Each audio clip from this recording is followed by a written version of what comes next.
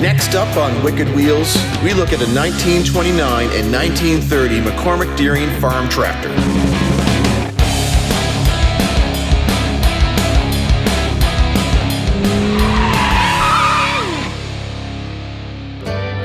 So this is really the tractor that replaced the horses. And this is a 1930 McCormick Deering. It's called a 1020. They ran all their implements off of a wheel and a belt system. It would mean you'd have 20 horsepower on the power takeoff shaft and 10 on the drawbar, which is just pulling a plow or something like that. This control is the throttle, and this is the spark advance. So you can tune the engine to get maximum horsepower by whatever RPM you were at.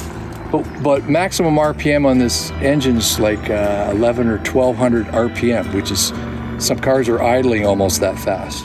If it was wintertime, the farmer would bring his water out, fill the engine up, and pull full choke, set the magneto to start. He would start the engine with this small gas tank. This was the gasoline tank, and gasoline was very expensive, but kerosene was cheap. So once they started the engine and it got warm, they'd switch over with some valves off of the gas and start running kerosene. You can't really start it on kerosene when it's cold. And that way the farmer would save a lot of money by running kerosene. But gas was really precious, so this was just for gasoline.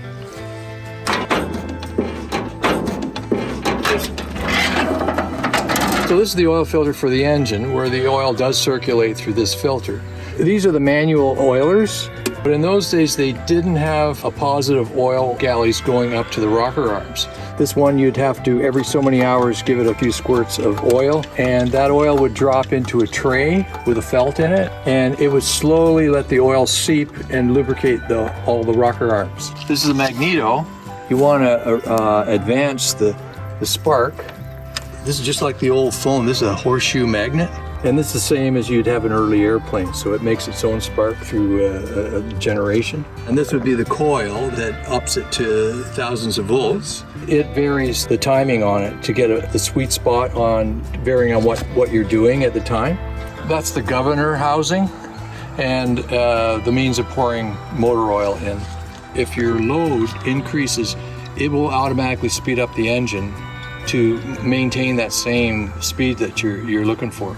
Because it's such a low RPM engine, it doesn't even need a muffler. They had mufflers you could buy, but normally they were just straight pipe out the side. And it has an oil bath air cleaner, and when it came out, they all had steel wheels.